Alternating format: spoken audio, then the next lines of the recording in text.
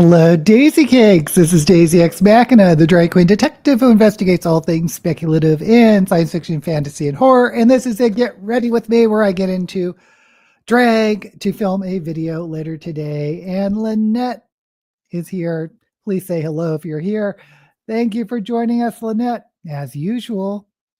So, how's your reading going this week?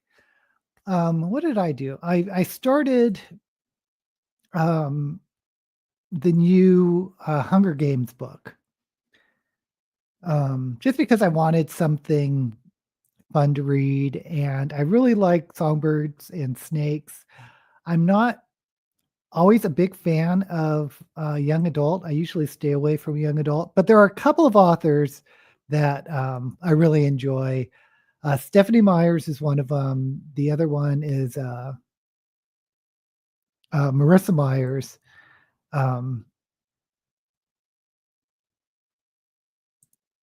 Oops. I'm looking up the book. I'd also read The Wizard's Dog by Eric Con Gale, which is a middle grade book. And it was fine. Suzanne Collins, that's Hunger Games author. Okay.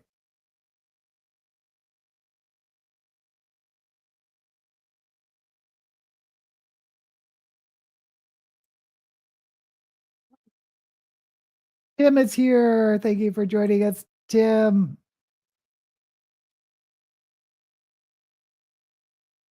I've been in the mood for horror, reading two really good books, Black Sheep by Rachel Harrison and Rouge by Mona Awad. Awad? I'll have to look them up. I'm looking for a good horror writer. I ordered, excuse me. What I got, because I wanted to do a video on the story that launched the golden age of science fiction, which is Black Destroyer by A. Van Vogt, which became The Voyage of the Space Beagle, and which I'm pretty sure I read. Well, I know I read in probably in the 70s, so I don't remember that much about it. So I got a copy, an ebook of The Voyage of the Space Beagle, and then I recalled that one of the reasons why I got that book is because I had this.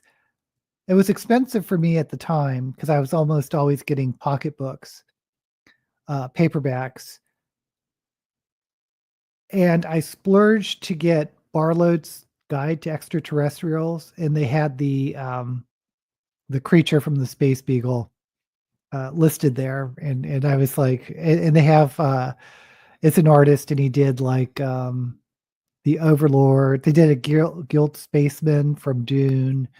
A lot of eclectic creatures. Puppet Master from Ringworld. So anyway, I don't have that Bartlodes anymore, but I was feeling nostalgic, so I ordered a copy off of eBay. So maybe I'll do a video on that. I don't know. Finished 3 books this week, including Mind Swap by Robert Sheckley. Have I read Robert Sheckley? Why does that? I have to look him up. Oh, I wanted to share with you guys. I got it up here. So I finally went to the Star Trek convention, and I redid my foundation, the blue foundation, because I really didn't like it when I did it on my live stream, because I was using this clown white and mixing it with the blue pigment. So I switched it to, I know you guys don't care. I switched it to this eyelid primer. I mixed the white with the purple, I mean the blue, and it turned out really good. And I got a lot of compliments. A lot of people stopped me to take my picture, and so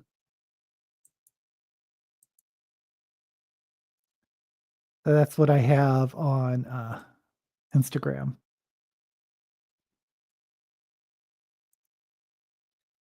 So it was a success.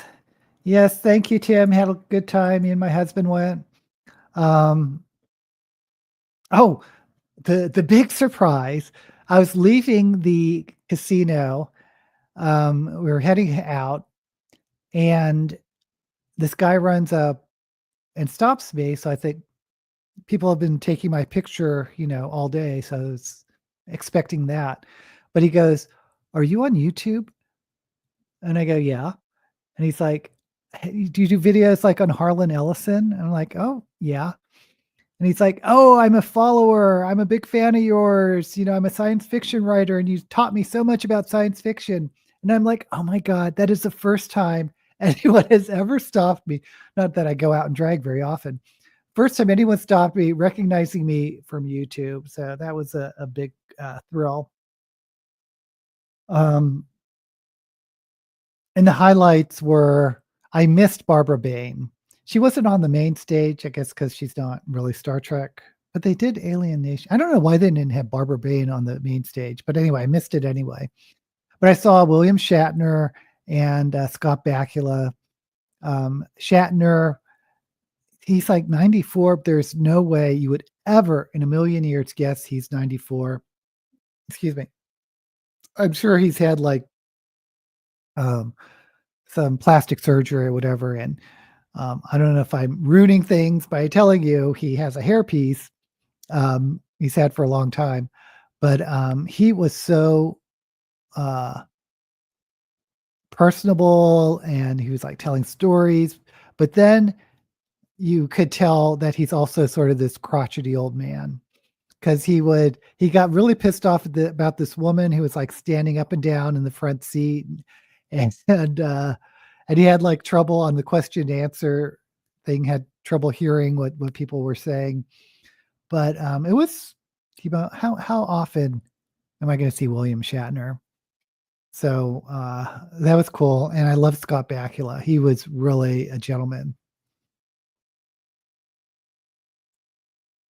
No, my husband did not wear. He's not actually a big Star Trek fan, so he wouldn't even have a costume to get into. The word chuffed comes to mind. Yes, chuffed. I was chuffed.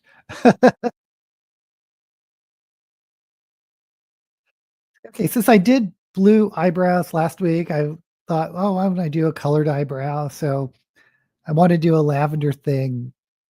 I don't know if I'm crazy about colored eyebrows, but don't have a choice now. Didn't realize. Oh, you don't know Shatner had a piece? Ringo Starr, Robert Plant, or Crotchety Old Men too. Well, Shatner's never had a big reputation of being like the what's the word? He's had a reputation of being difficult to work with by people that weren't the main stars, like George Takei and um,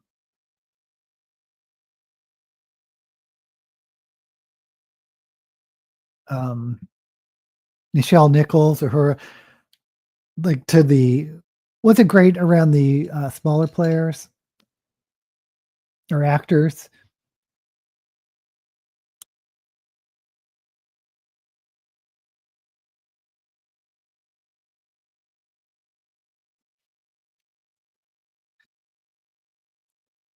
So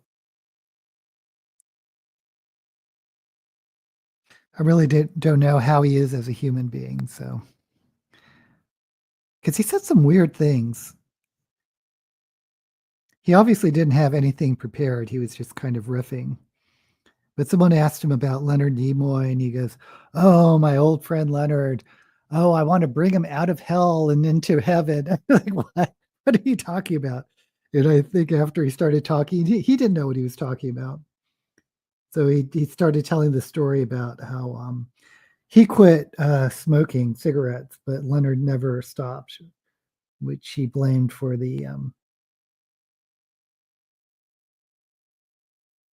his death.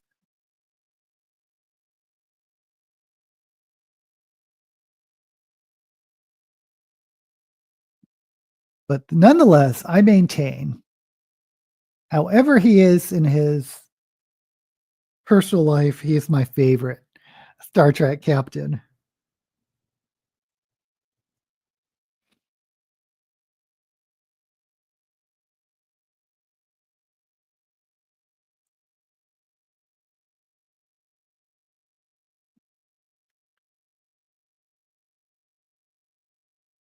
So that's why I was excited to see him.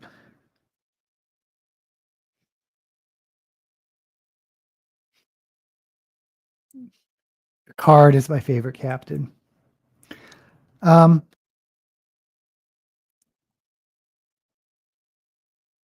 don't get me wrong, I love Picard, and he's probably my second favorite. But he's when you see the movie Generations and you see Kirk and Picard together, I'm sorry, I just think Kirk. I'm not talking about their acting chops. Kirk just eats up the scenery. He's just such a presence. But Picard is definitely the more grounded, maybe realistic captain. I don't know. Yeah, same, Tim. Shatner's the one I saw as a kid and I grew up with. And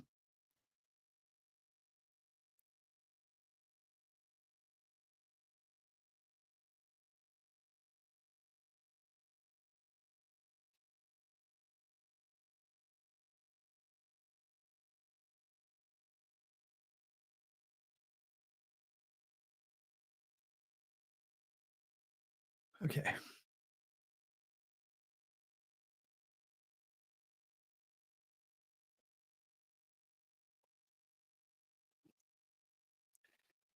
Oh, and last week I did the tier ranking of Star Trek, and I didn't really get into a lot of the later series post Gene Roddenberry.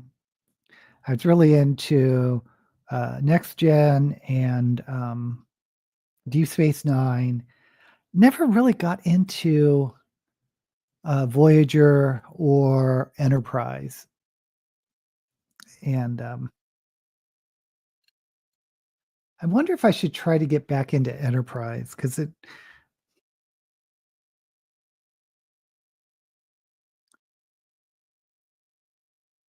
was always supposed to be like the more gritty Star Trek.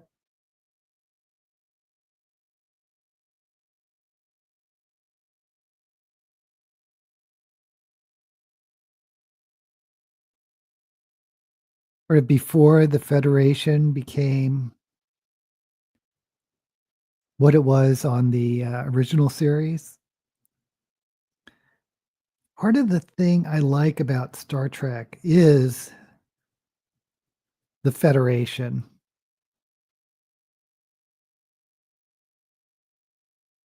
sort of that utopian vision that Roddenberry created, which is why I really did not like the direction Discovery went after the first season.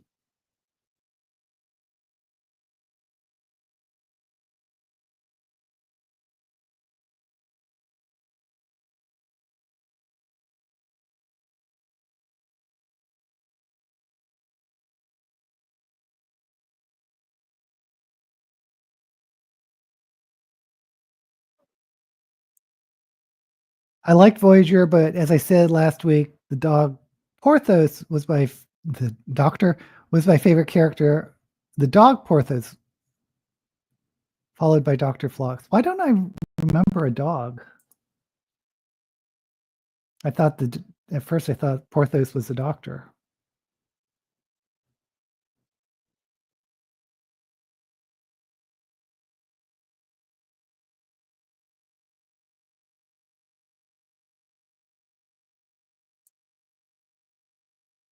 In Enterprise.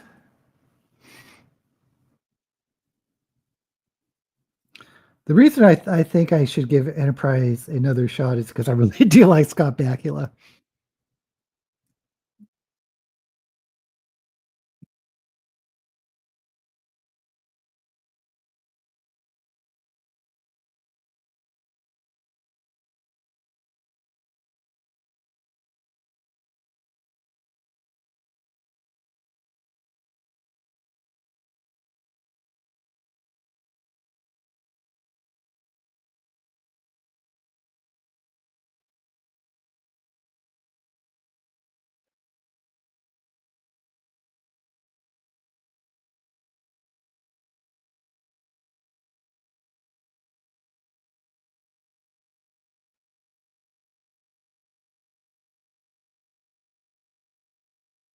Phlox was the alien doctor.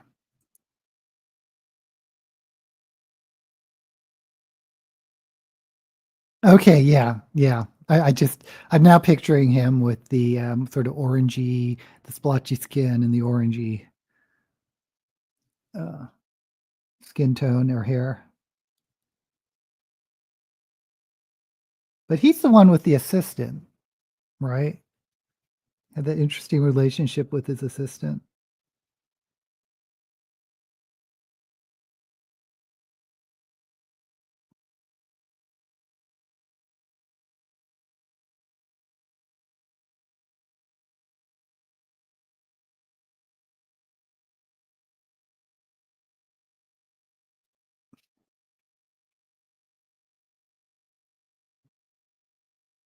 Okay, I'm good.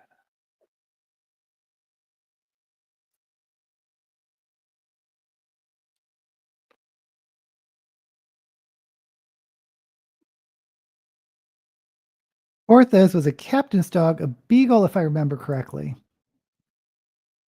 I need to to look that up.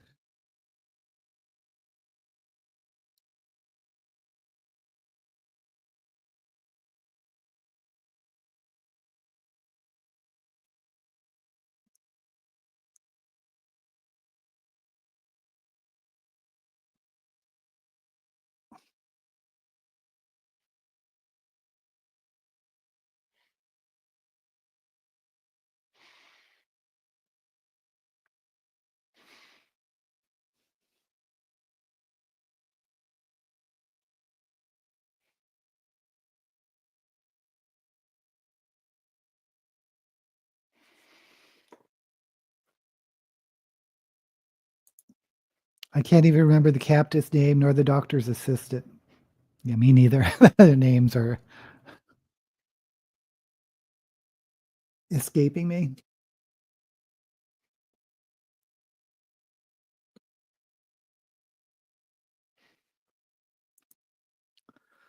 Only other character I remember by name was Trip, but I didn't mind the English guy.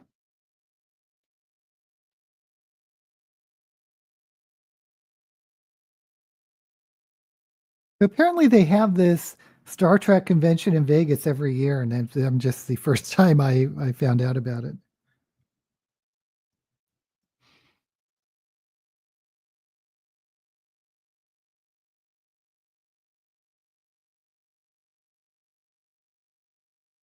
The last convention I went to before this was I saw Leonard Nimoy and Nichelle Nichols.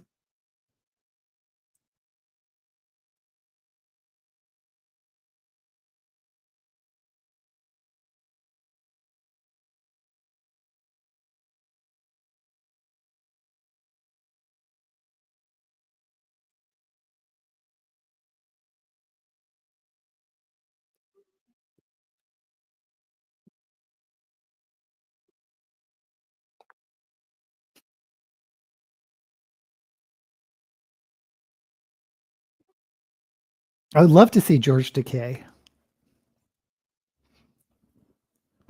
I don't know if he does them anymore.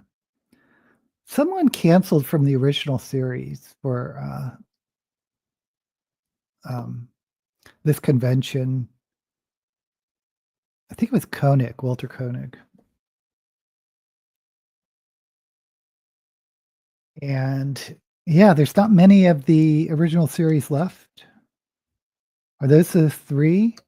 Takei, Koenig, and Shatner?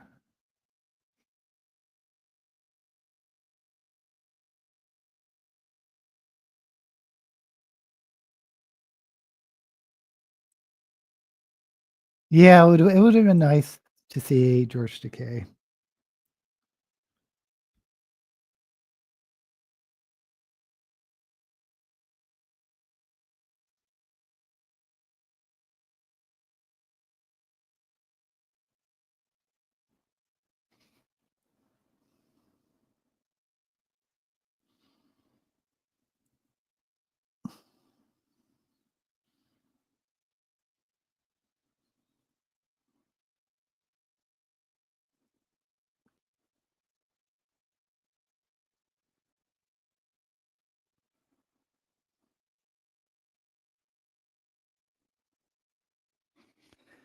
And it is sad he never actually got his own show or movie. I think there was like talk of that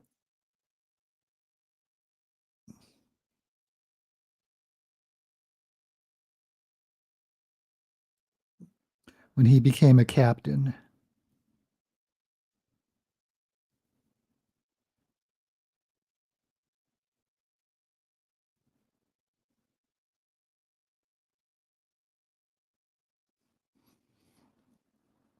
There was a another scene that they had to cut because they couldn't get the child actor to cooperate.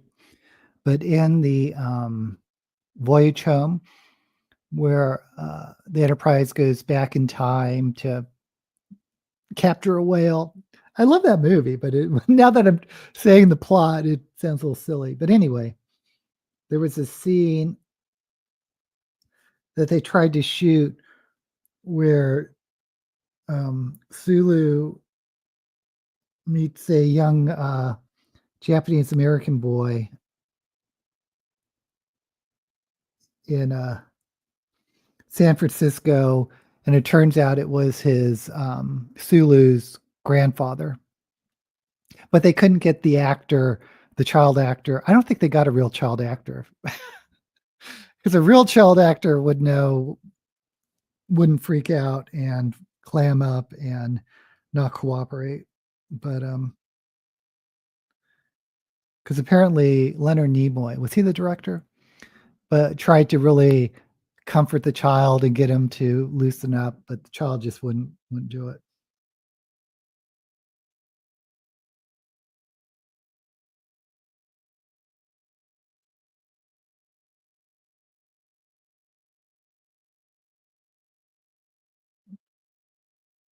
Forgot to watch Wednesday. I think it started a few days ago. Yeah, actually, I think it started a week ago. But just a warning: they only released the first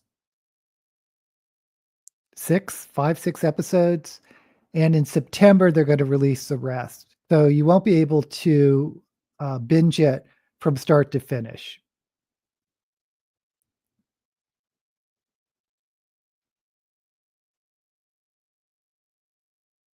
I liked it. I mean,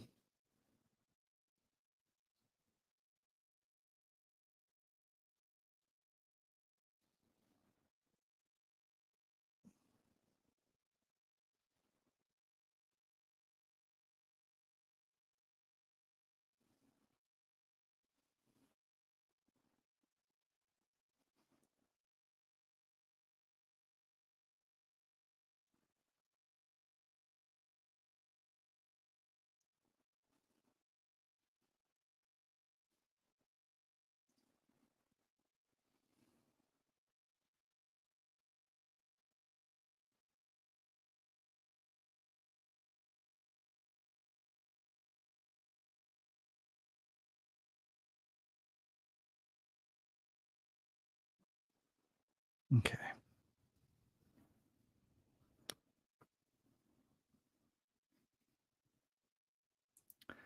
Wonder where everyone else is today. Yeah, if you're listening in, please join us. But it's just Lynette, Tim, and myself. That's fine. I normally have a nap at this time. Maybe people are napping. They only release some episodes, so you have to pay for 2 months exactly. Or you just wait till they're all out. Just do 1 month. I wonder how many. I'd be curious to know the numbers on that because I've done that before myself. Just want to do like one series, and so you binge and cancel.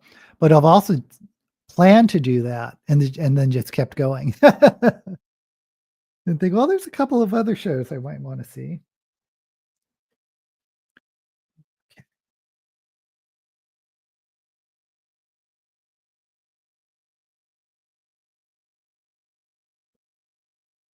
What am I doing?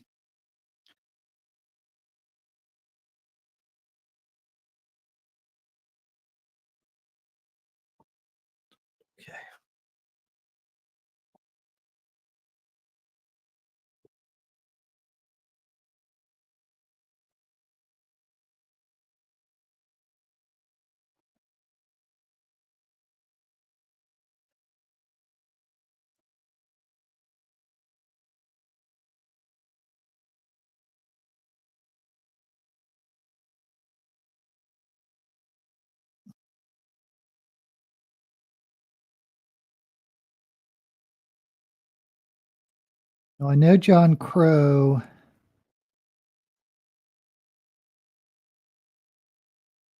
had computer problems.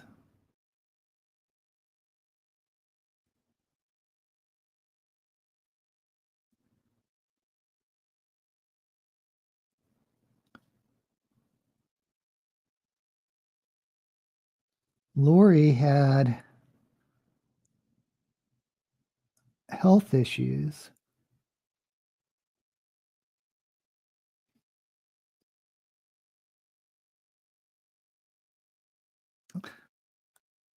I don't know what happened to Frank. He just sort of disappeared.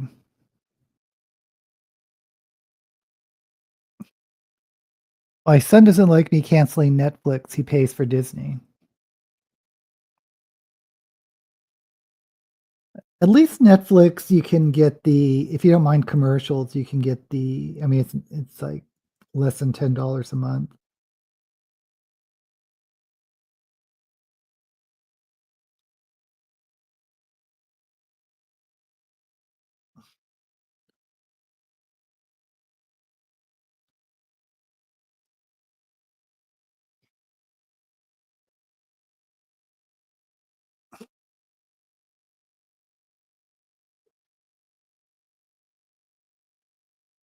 They might all be enjoying summer. I hope so. Meanwhile, I'm sick of winter. That's right. You're on the opposite end of the rest of us.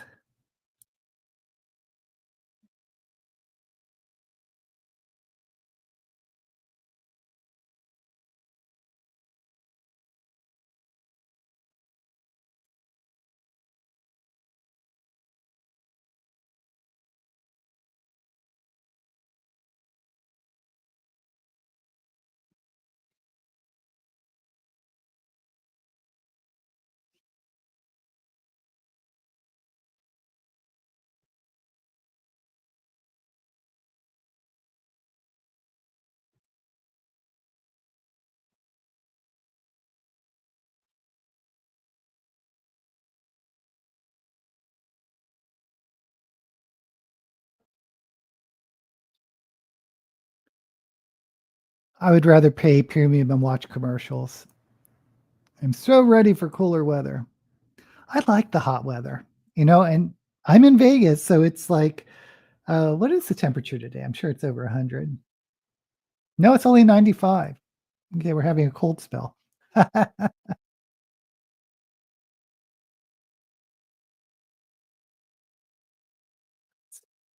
You have to find a new book to read. So, what are you in the mood for?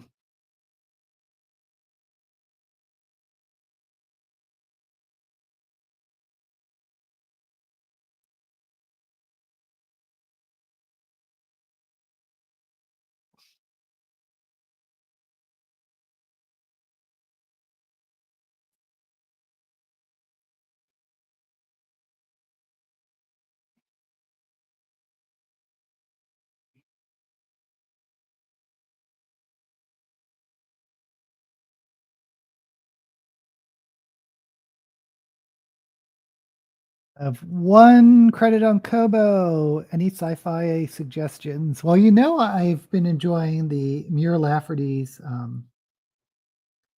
Midsolar Murders.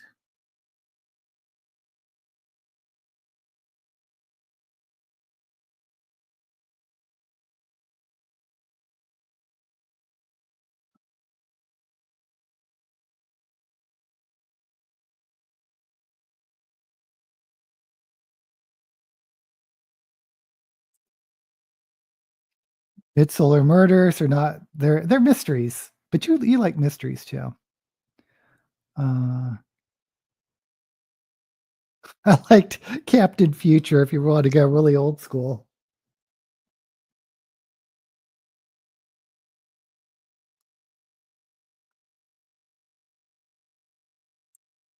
I tried the Midsolar Murders if they're on Kobo or Murderbot. Those are really short.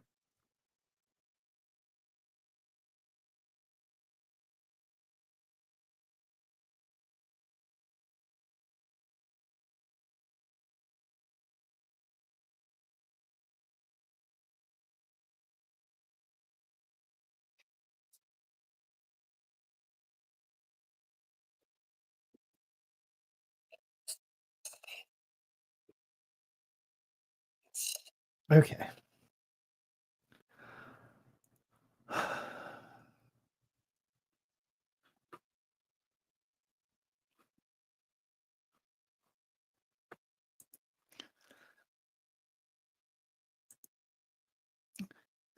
Looking at the books, yeah, it's probably not for you, but I love Dungeon Crawler Carl so much, which is, but those aren't short. They're-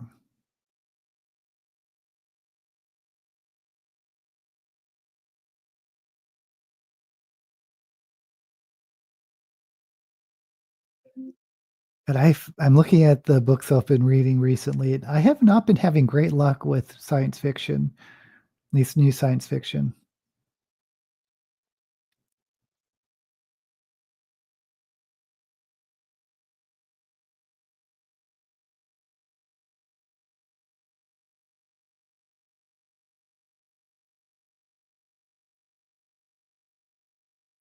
Mm. I was looking at Thrum by Meg Smitherman. It's like a short space horror. It was interesting. It wasn't my favorite book. Boy, I'm really selling it.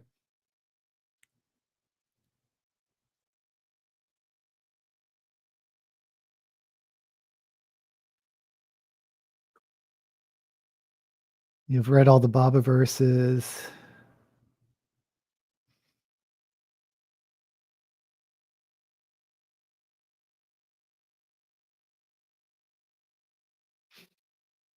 Mm.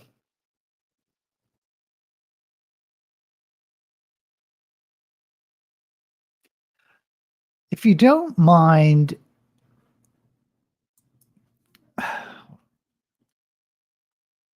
I'm thinking about the Simon Jimenez book, The Vanished Birds by Simon Jimenez. It's probably not what you're looking for because it's a little bit complicated and it's not short, but it's kind of divided into three novellas. That's how I look at it. There's these three parts. It's his debut book, and I was amazed by it. I think it's good writing.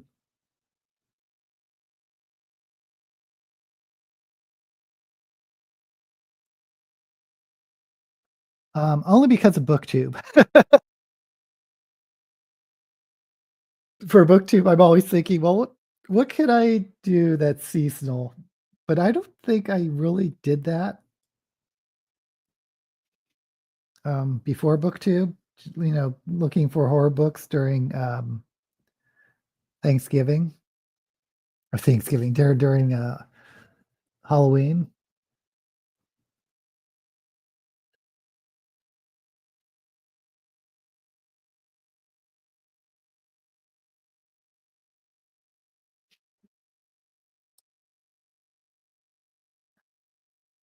I also haven't really found really great horror writers recently, you know,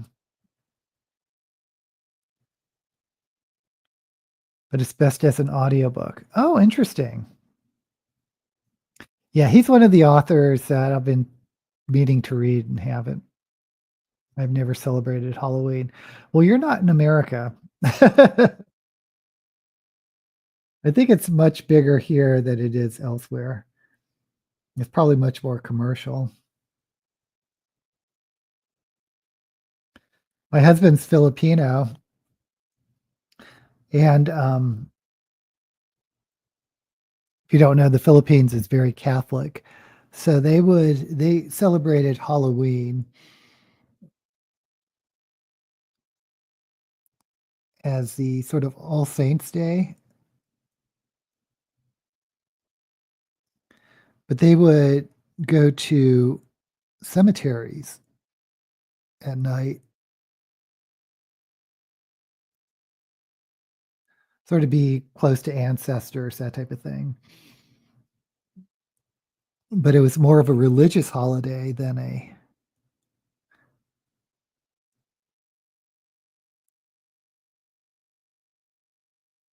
what we have now.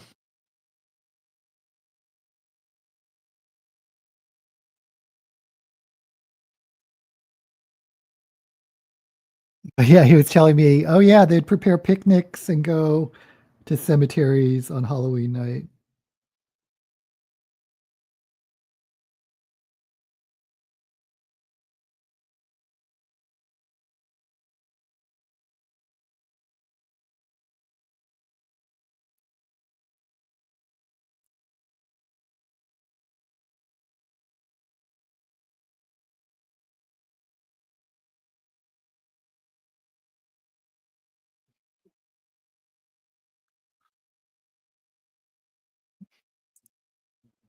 I never understood why Halloween isn't as popular in other countries. You would think a country founded by Puritans would have banned it completely.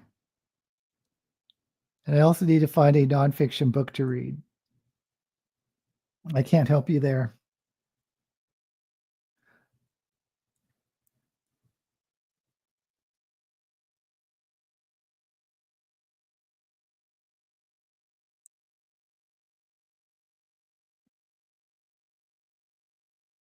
Yeah, I'm kind of curious now about the history of Halloween. Probably on Wikipedia in the United States, but I'm thinking it probably just was a complete commercial fabrication that got started like in the 50s, 40s or 50s. I don't know.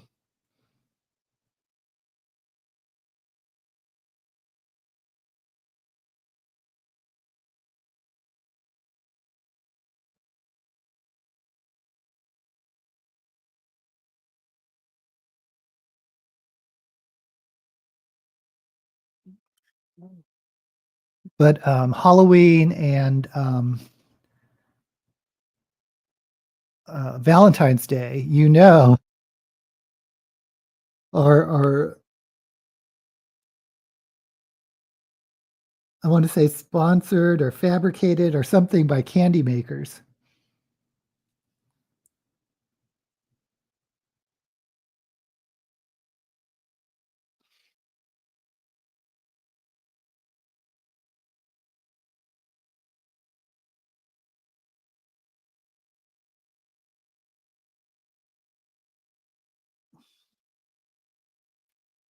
And I guess Easter a little bit too.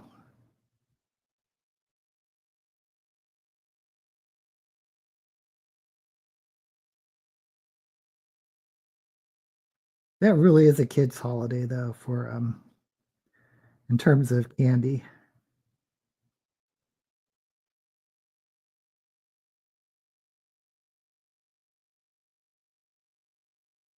I don't know if you guys ever got Easter baskets with jelly beans and all that crap.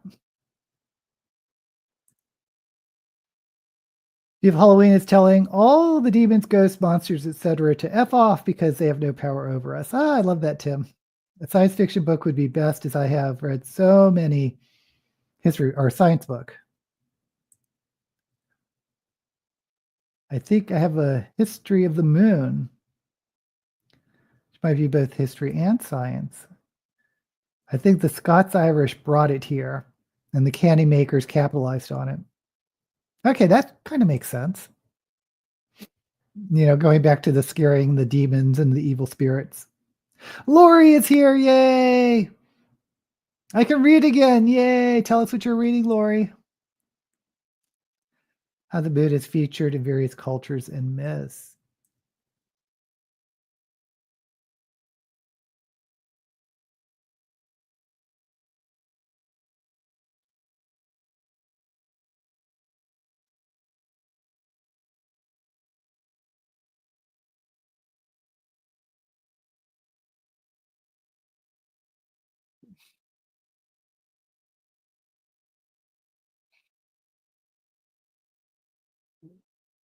So today I'm going to film picking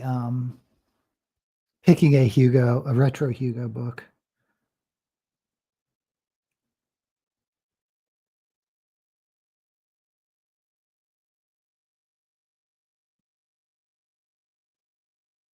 And I do kind of enjoy reading those old books.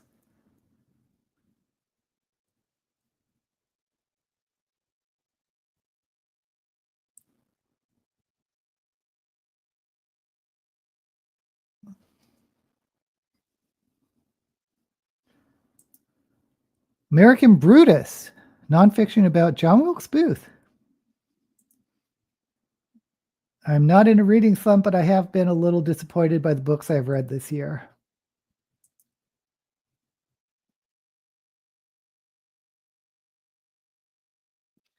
Yeah, I haven't had very good luck, especially on the Shelve It or Shove It books.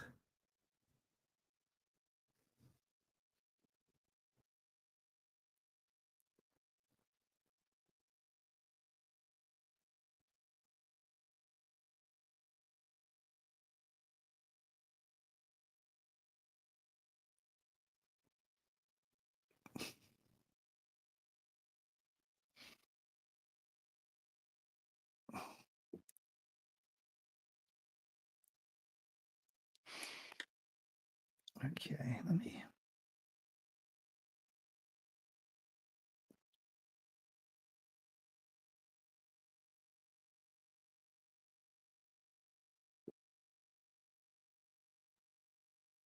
I just had my black.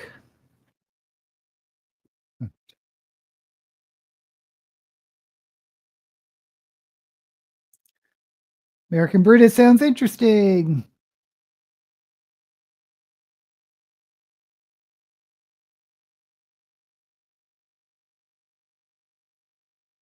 All I know is he was like an actor, and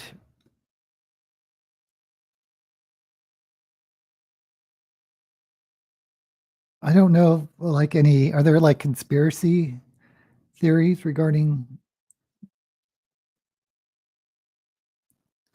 John Wilkes?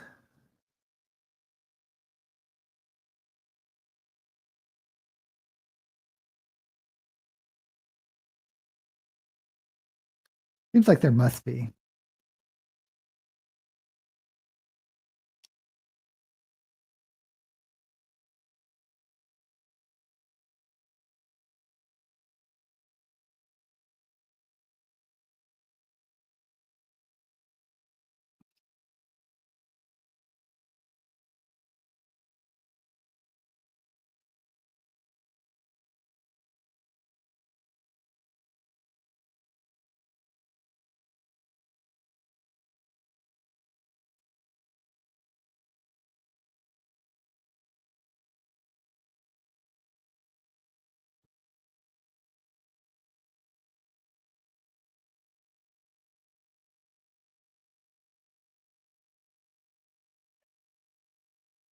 Didn't John Wilkes Booth's brother save Lincoln's son after he fell on railway? No, I've never heard of that.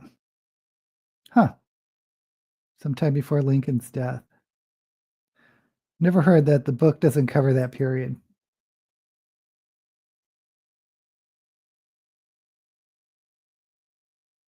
You know what I think is funny is there's a Broadway play by Cole Escola, who's this uh,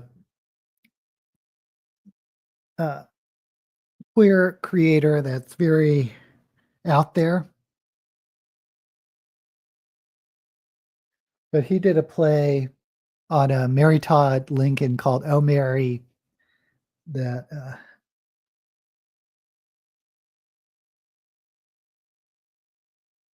supposedly doesn't have anything to do with the real Mary Todd Lincoln, but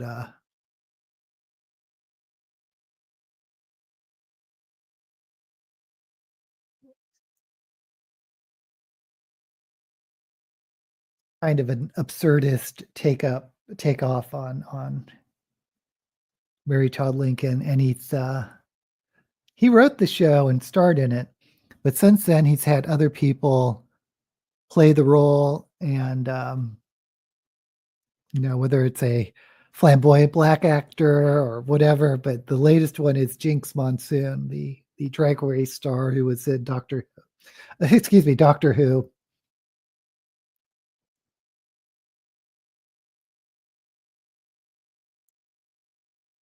Last month, I read a nonfiction book about Belle Starr. I learned she wasn't as glamorous as I had thought she was. Well, listening to be careful about ChatGPT because I know it lies sometimes.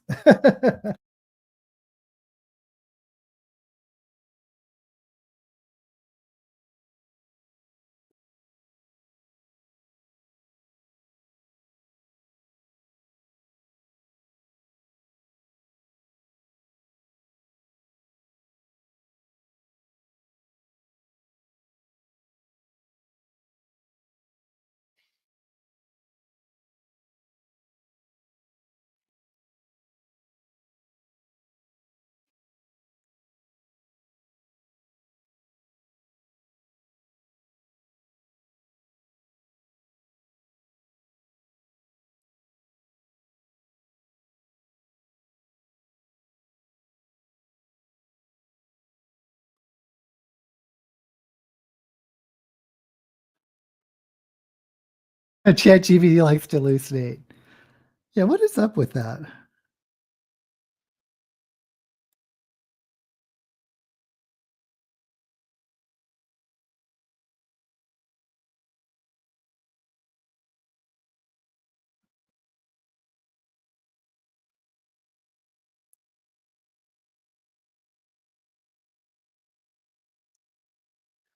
Okay, I think the eyes are done.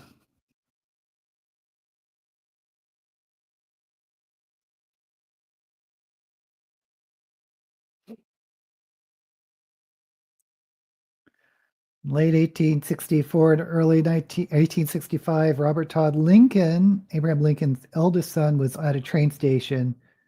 He slipped and fell between the platform and moving train.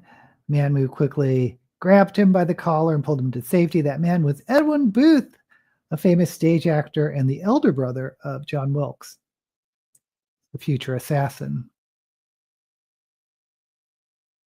Well, that's good.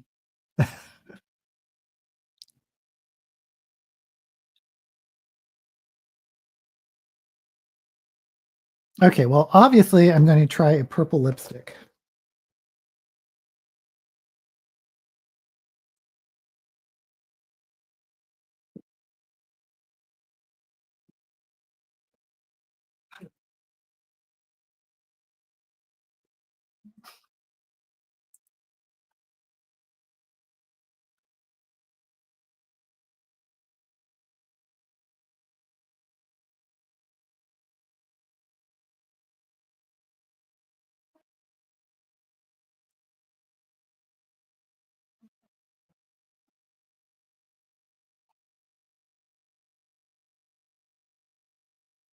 Oh, the Hugo Awards are getting announced today. The Worldcon convention is currently going on, and my literary agent is there. And tonight's the night where they're going to announce the winners. I was thinking about, oh, I'm going to be in drag. Maybe I should do a reaction to that, but that means I would have to stay in drag for like 8 hours, and I don't think I'm going to be in the mood.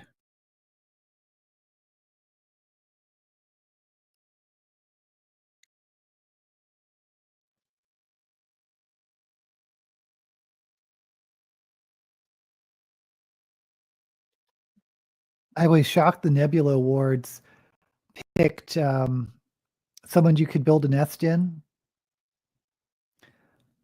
I don't know if you guys would like it because it's definitely more fantasy. I mean, I think it's considered fantasy horror romance. It's this weird genre blend, but it's definitely more fantasy than anything else, in my opinion.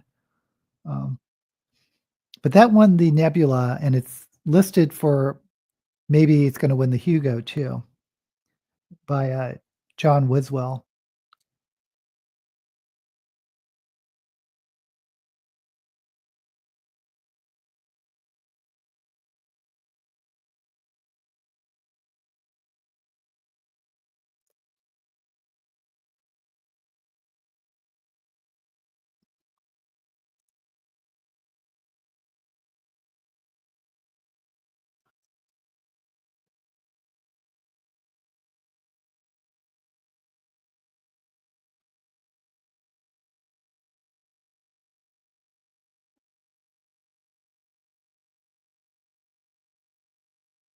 It kind of tickles me it's doing so well on the award circuit because I had gotten it for Shelve It or Shove It, and I never really think those books are going to be that well received by anyone else but me. And I did enjoy it quite a lot.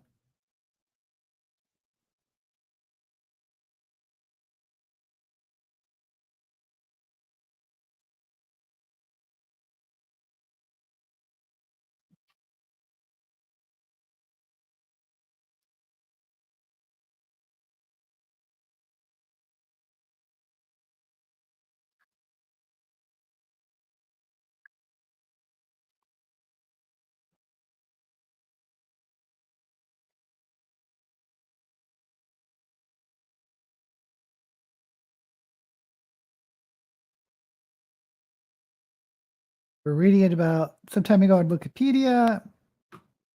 All of the lore about the Booth family. I'd never seen that.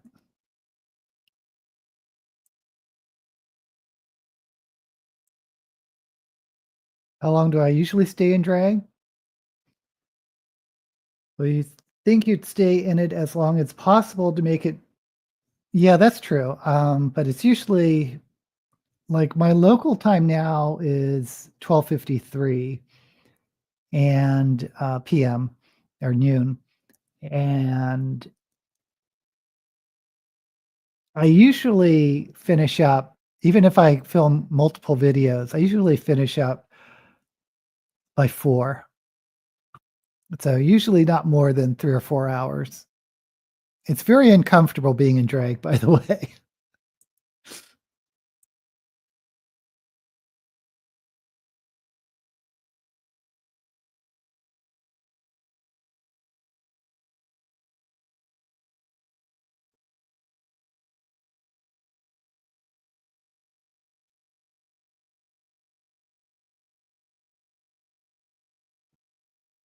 Okay.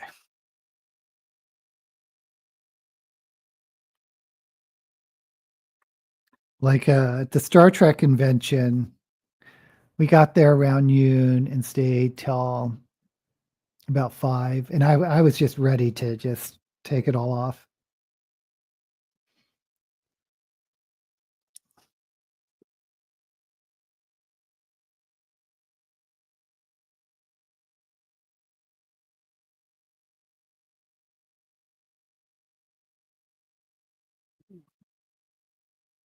The most uncomfortable thing for me are the,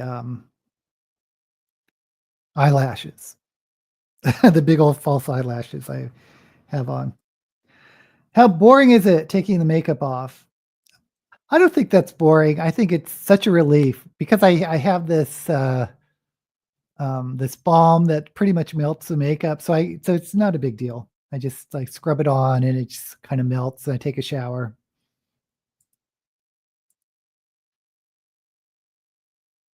To do all the work to get it off. It's really not that big of a deal if you have the right type of things. It used to be annoying to take it off, but now I have it down that I find eyelashes too heavy for me. My eyes droop. Also, Robert Todd Booth was present at the assassination of McKinley and the attempted assassination of Garfield. That's wild. No, I can't wear heels. Um, I'm actually good at wearing heels, but my feet start hurting after like 20 minutes of standing.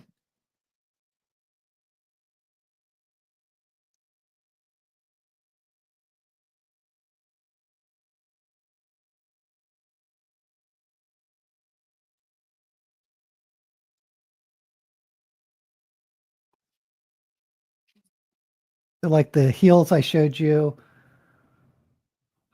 Oh, Laura, you didn't see it. You might have seen it on my Facebook page. Um,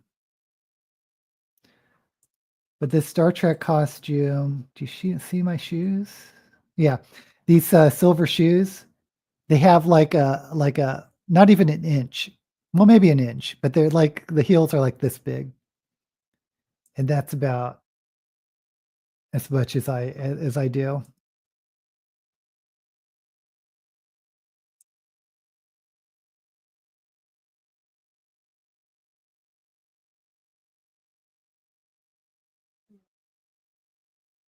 My feet hurt after 5 seconds. I like them, but don't wear them very often or very high. Yeah, I like the way they look. And like I said, I like walking around in them for like 15 minutes, but then I'm done.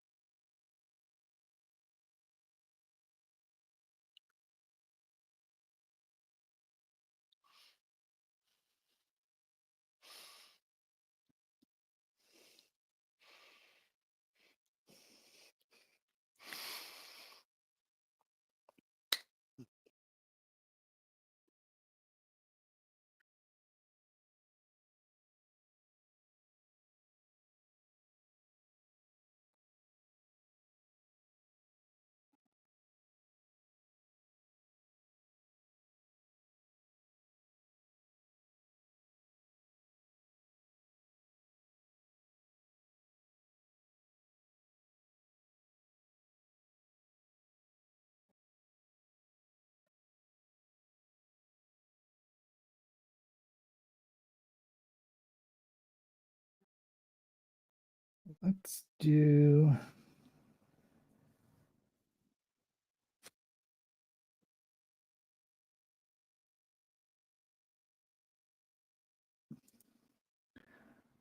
No, I don't think I've ever worn platform.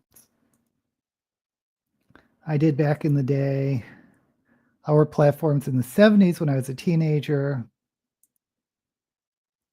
One of the worst fashions of the 70s. And those Earth shoes, they had built-in tilt. Yeah, I don't think I've ever had like more than an inch on a platform. I used to work with this girl, um, Filipina young woman, um, who's really, really short, like under 5 feet. But she would always wear platforms. Sometimes she'd wear high heels, but she would have these platforms that were like this on like tennis shoes and just like regular looking shoes.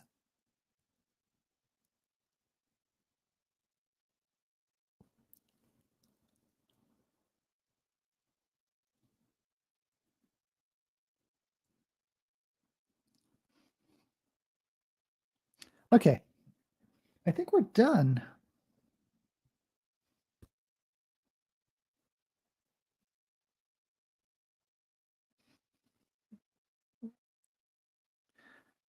I remember when I lived in San Francisco and was younger, and I went out in drag.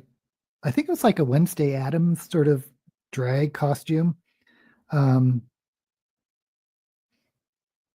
like an older Wednesday Addams. But because I had on like, I think it was 3-inch heels. And I walked from my house to the Castro, which is sort of the gay district, and I was having so much fun. And I was looking great. And then my feet turned on me, and I was like limping for the rest of the evening.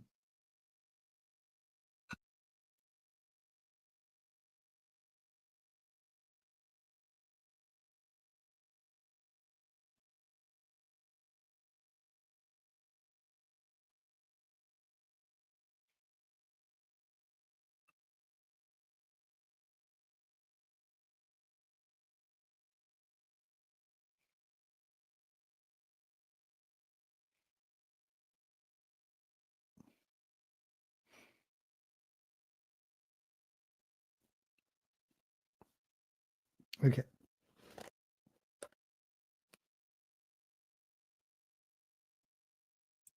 So you want to see those traditional Japanese shoes that are really high and hard to walk in? Are you talking about like the wooden ones? Because they have the slots. That was so you could like walk in mud and not sink into too much. So I think the ones you're thinking of are just sort of exaggerated versions of those. Dr. Scholl's sandals made of wood. Candies also wood. I don't know those. I want to look that up.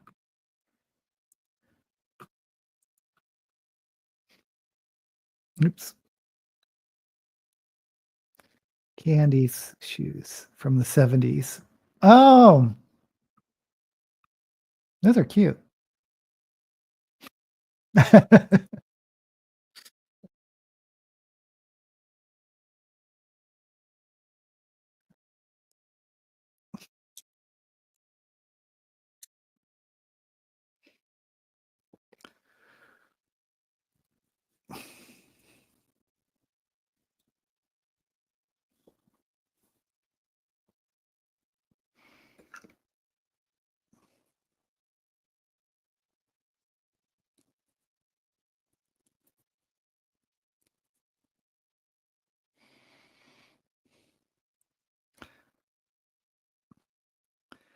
Then there's those women that wear high heels almost every day, that their feet are deformed and they have issues walking without being in heels. That's kind of wild.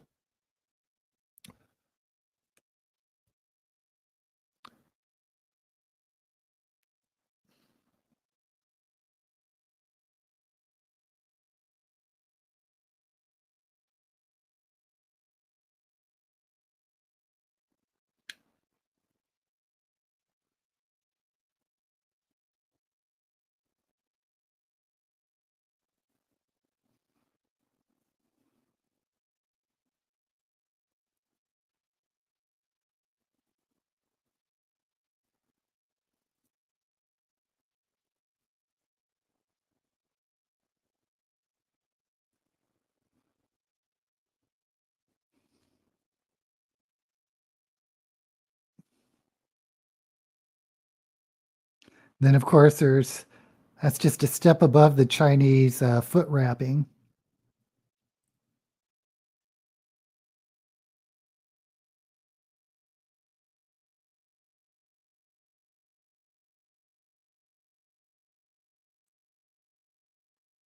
My husband's a hairstylist, and one of his clients had an aunt that had her feet wrapped. I mean, she's like an elderly Asian woman, but it's like you think of, oh, that's so like medieval, but it's in the memory of people alive today.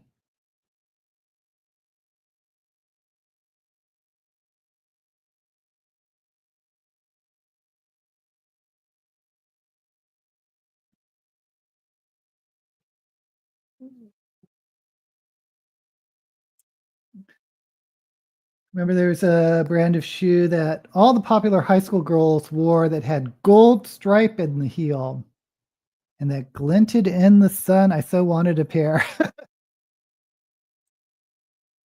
Most of my childhood was spent in flip flops. They're called thongs in Australia.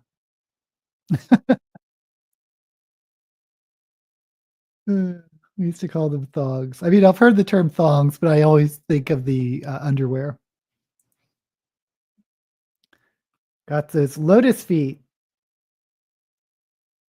Got to get those lotus feet. I grew up on the Mississippi Gulf, and everyone wore flip flops but me. I can't stand anything between my toes.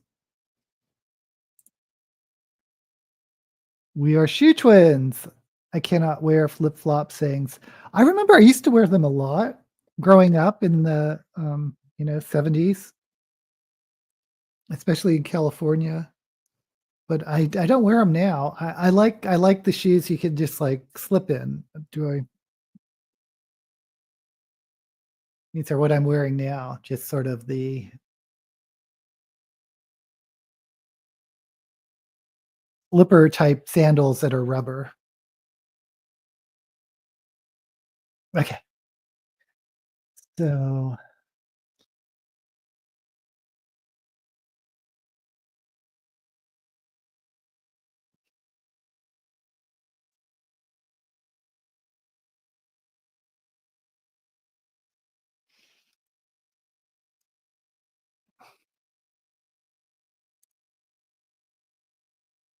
I got these little earrings off the internet. They look like little books. Um,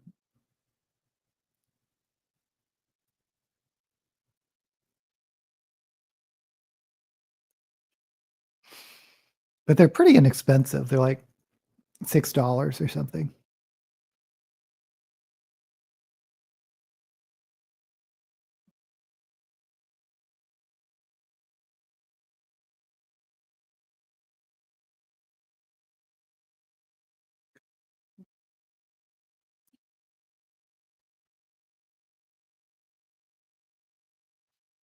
Okay,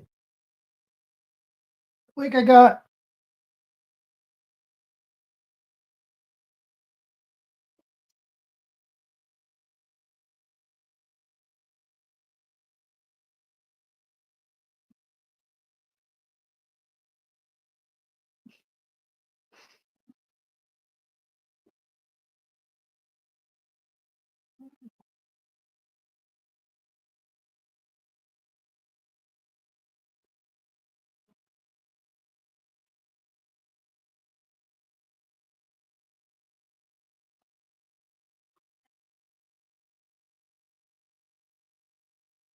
also remember Hirachis were popular. I probably misspelled that. I don't know what that is.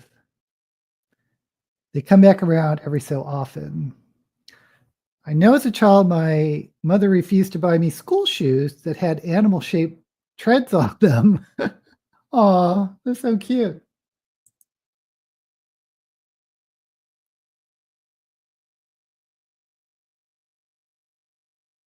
I mean, I was in grade school in the 70s, but I remember liking or wanting to get um, a lot of suede shoes with the sort of rubbery soles. And Remember when velour was popular? I remember I really wanted a velour shirt or shirts.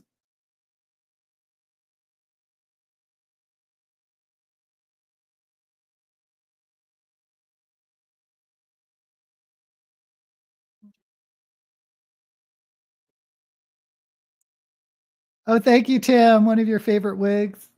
Yeah, I love the ombre with the blue to the lavender purple, and, really matches my eyebrows, actually. I don't know if I'm gonna stick with, colored eyebrows in the future. Lovely wig. I remember velour. It felt so nice too. I don't know why it was just a fad, I guess, because it's never come back that I know of. I call those suede shoes librarian shoes.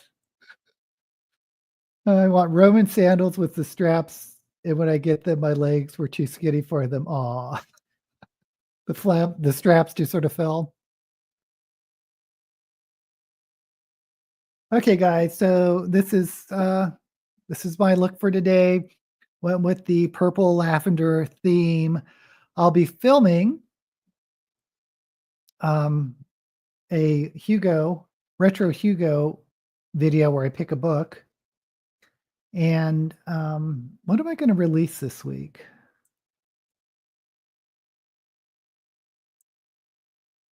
I have all my videos lined up for almost a month,